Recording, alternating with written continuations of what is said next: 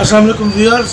जैसे कि आप जानते हैं कि आज़ाद कश्मीर में चंद दिन पहले एक सूरत जो पैदा हुई थी, उसमें अब बेहतरी आना शुरू हुई है। इलेक्शन का माहौल भी होने लगा है, इलेक्शन की तरफ लोग जा रहे हैं। पॉलिटिकल पार्टीज़ अपनी सरगर्मियाँ शुरू किए हुए हैं।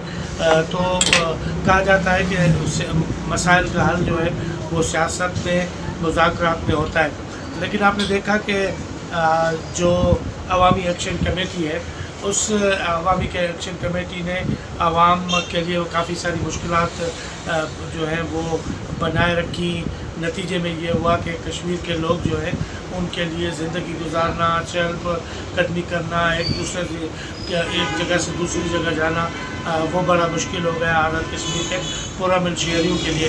अब जो अंजुमन ताजरान के सेक्रेटरी हैं अरबाब साहब, उनके कज़न हैं असम, उन्हें तशद्दुद का निशाना बनाया गया है। नाम नहाद एक्शन कमेटी के 20 से 25 लोगों ने न सिर्फ उन्हें तशद्दुद का निशाना बनाया, लेकिन उन्हें अधमुआ करके, यानी शदीद ज़ख्मी करके, उनको मौत की हालत से भी करीब लाकर उन्होंने उन्हें अर्जा में फेंक दिया।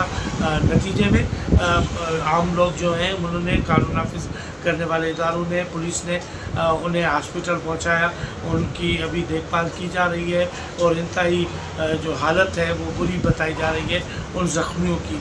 तो ये कहाँ का इंसाफ है कि आप एक्शन कमेटी के नाम से आप दहशतगर्दी करें, आप एक्शन कमेटी के नाम से अपने मुतालबात रखें, जब आपके 36 में से 35 मुतालबे तस्लीम भी हो जाए फिर भी आप दहशतगर्दी करें और दहशतगर्दी के ज़रिए आम शहरियों को और ख़ास तौर पर जो व्यापारी बिरादरी है, जो ताजरान है, उन्हें तंग करें।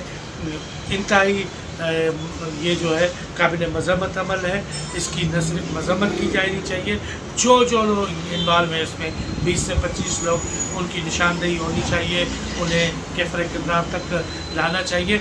अगर उन्हें ढील दी गई तो ये वाक़यात पे दर पे होते रहेंगे। इसलिए आज़ाद कश्मीर हुकूमत को जाग जाना चाहिए, फौरी तौर पर उस नाम नहाद एक्शन कमेटी के ख़िलाफ़ भरपूर कार्रवाई होनी चाहिए।